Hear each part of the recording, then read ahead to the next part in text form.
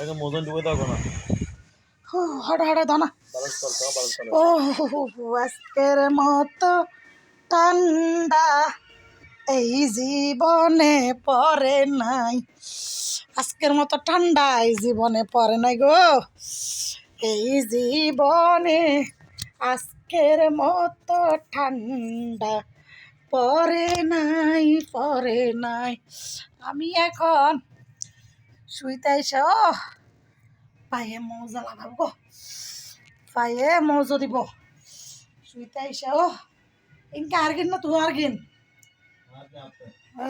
নাকি তুই ফরকটের গোস করতে রে।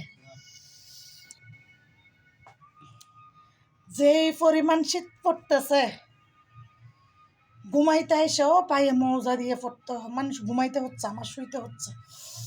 এত পরিমাণ ঠান্ডা আমার ইতিহাসে আমি সব জায়গায় ঠান্ডা দেখছি, কিন্তু আমাদের চট্টগ্রাম ফুটিয়াতে এরকম ঠান্ডা মনে হয় আমি আজ জীবন দেখিনি। ও বাবা বাবা বাবা এগো আমাদের, আমি তো আজকে রাত্রে ঠান্ডার ভয়ে আমি মুখটা ধুইয়া নাইট ক্রিমও দিলাম না, এত পরিমাণ ঠান্ডা।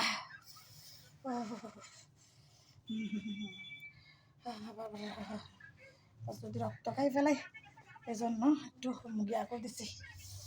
এই যে এরকম ঠান্ডা আপনাদের কার কার এলাকায় আজকের মতো ঠান্ডা পড়তেছে?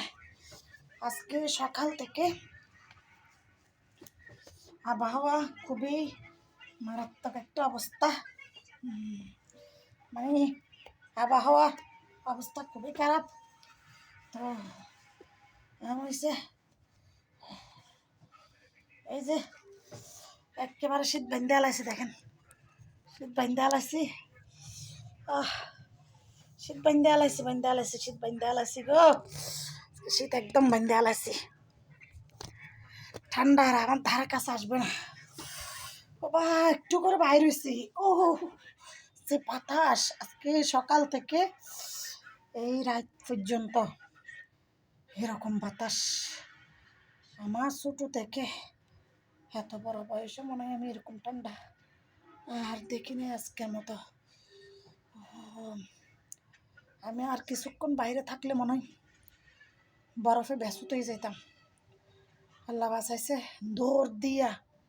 আমি দৌড় দিয়া তাও একটা দরকার মাত্র বাইর হইয়া আবার দৌড় দিয়ে ঢুকছি।